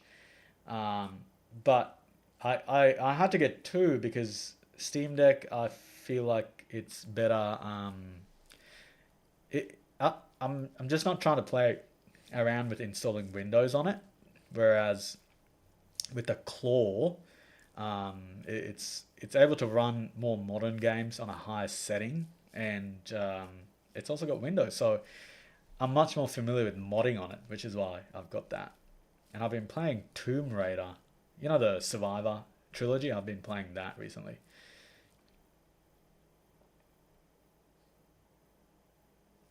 So I would definitely recommend that one. I think it's newer than the Legion Go, although the Legion Go 2 is coming out soon as well. What's Australia like? GG and News. It's really not as bad as the US. I think the US is like, you see the extremes on two sides so much more. Whereas in Australia, I think the voting system really just tries to bring it to the middle, because you're forced to vote. Like, it's mandatory voting, and on top of that, there's like a ranked voting, or preferential voting. So bad ideas just get stamped out like really well. It's such a good voting system. It really is. But who knows? You know, like, the US is really good at exporting their culture, and I feel like we saw this very specifically when Charlie Kirk died, or got assassinated. We saw a lot of major left-wing Australian influencers going online and talking about how it was justified, or like they were advocating for political violence. And that alarmed me quite a bit. I was like, what the hell? I thought you were a little bit more reasonable than this, but clearly you're deranged. And, well, and I feel like for a lot of them it's easy to say because we don't have a gun issue here. So obviously they can say all this from afar. But the only reason they're really saying this is because, you know what? Like, they don't, like, their side isn't what's going to face that political violence. It is their opposition that's facing the political violence. So that's why it's so easy for them to say, oh, it's fine. It's totally justified. But luckily it's still not as bad, I think, because I just don't see the voting system allowing that to happen. Tim Hill, oh, well, this is a Survivor. It's like, it came out when did it come out? 2014 or something like that, and then 2016, and then 2018. They're really good. They're I guess the more modern iteration of it. and they even made that the most recent movie based off the first game, which is really fun. But like, I'm in my early 30s now, so I don't have a lot of time to play games these days. So like in the in Rise of the Tomb Raider, which is I'm playing at the moment, I used a trainer to just give myself all the resources so I could unlock everything without grinding, because I felt like it was such a grind getting stuff, like picking plants and stuff. I was like, I don't have time for this. Martin, you go, can you please do a video on halal slaughter? How prevalent it is in Australia and how ethical it is in comparison to modern slaughter methods. Yeah, I mean, it's an interesting topic. I'll certainly consider that. How prevalent it is, almost all the meat you eat in Australia is halal, unfortunately. It's because Australia is a massive importer of meat, especially to places like Indonesia. So butchers found it much easier to just certify everything as halal, so that they don't incur additional costs. Just make everything halal and export it. It's funny how that works, isn't it? How ethical is it? So the halal method of slaughter means you have to essentially cut the animal's arteries and let it bleed out entirely. That's how the slaughter works. The traditional halal slaughter is really cruel, really, really barbaric. And often during Eid and that, you have crowds of people gathered around just animals getting taken to their slaughter. It's brutal. I've seen that because I was taken to a few of those as a kid, and I hated going. I really did, because you see just pools and pools of blood, and the animals are just terrified because they can see what is being done to the others in front of them, and it's not quick. It's a slow, terrifying, terrible death for these animals. I think I have put up pictures on my X before of like yeah, it's brutal, man. Like I obviously I eat meat, but I would prefer the meat and the animals be treated with some level of dignity, and I would feel a lot better if I knew that the meat I was eating was treated that way, rather than not stunned or pretend stunned and then bled out. Hopefully that helps answer your question before a video.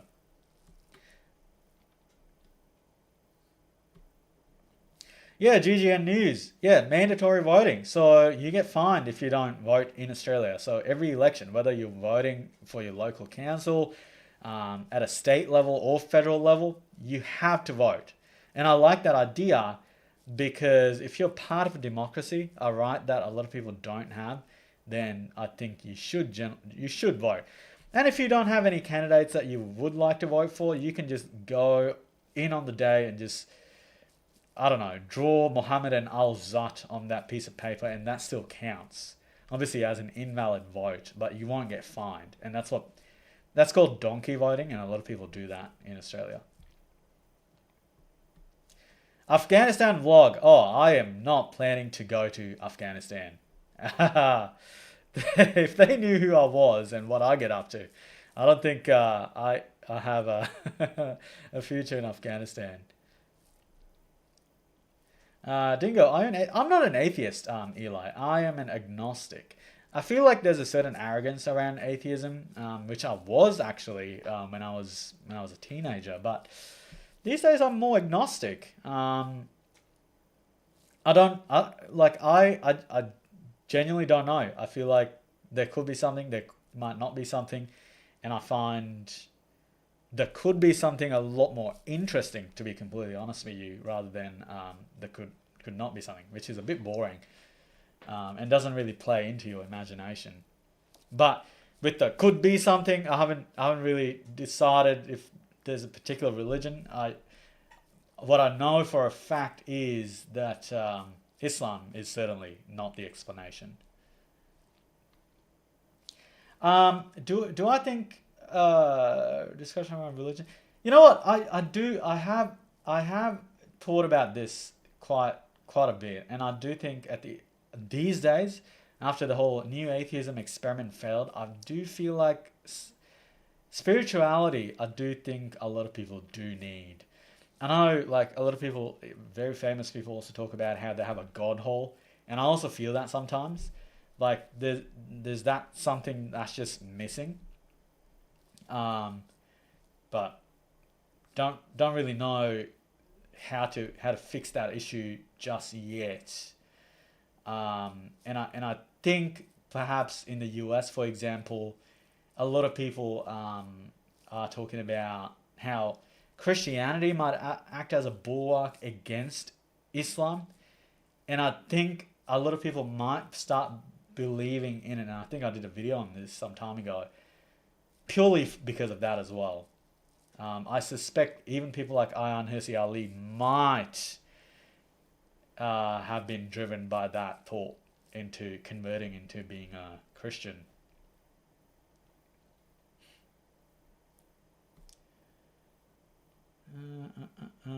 Just looking through some of the questions. Eon, I hope my answer just then about halal meats answered that question as well. Orthodox, thanks again. Does that mean Dawa guys are forced to vote? Yeah, they are absolutely forced to vote. Everyone has to vote. And the Islamist bloc, they try to copy what the UK did with the Muslim Votes Matter movement.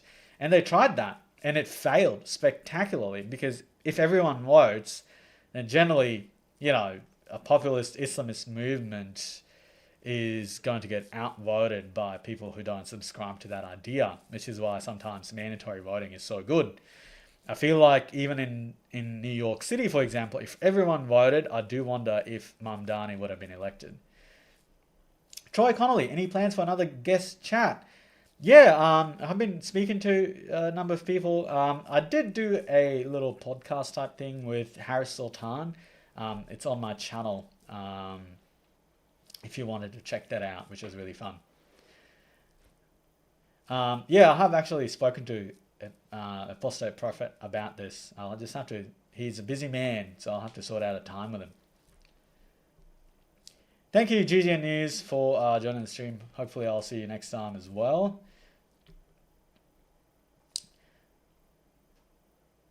Oh, Vespian, that's good to see. I would think a place like Argentina would have a very strong Christian population, so something like that wouldn't go unanswered that easily.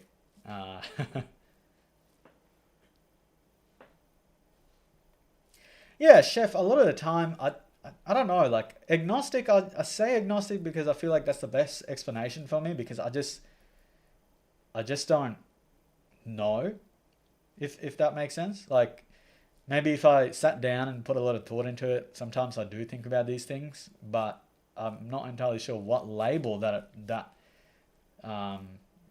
means for me, I guess. Yeah, Nate, I've heard people say the exact same thing. That, people who were non-religious for a long time, then they come back to some religion. I mean, they're not going to be like a crazy jihadist or anything like that with the other religions that they follow. So I don't see any problem with that.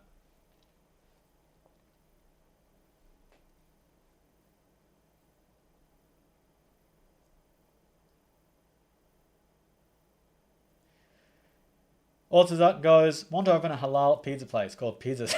If only they got what you're talking about. Because the hadith that this actually comes from is really obscure. So I don't even know if a lot of Muslims know about it. It's just really funny though. Pizza Zut.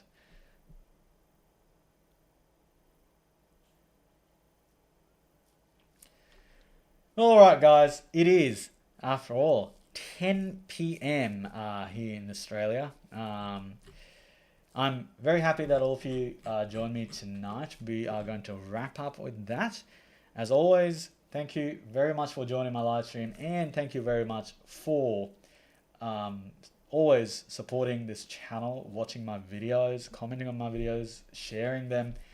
I really appreciate it. I recognize a lot of these names now because you've been joining a lot of these streams, and I hope to see you guys a lot more as I do a lot more of these. But unfortunately, I do have some news, which is that there won't be any live streams again for a while, for the next 3 weeks or so, because I am actually going on holiday for the next 3 weeks. So there will be some videos scheduled. So if you're on Patreon or if you are a YouTube member, you'll get access immediately. But otherwise, I won't be uploading anything that does have to do with more contemporary reactive issues. There'll be more essay types, and that's why I can't do a live stream as I would like to enjoy my holiday and take a little break from editing and that. But once I'm back, we'll continue doing the live streams, and the videos will continue as usual, so with the 2 uploads a week. But apart from that, thanks again everyone for joining me from wherever you have joined me from.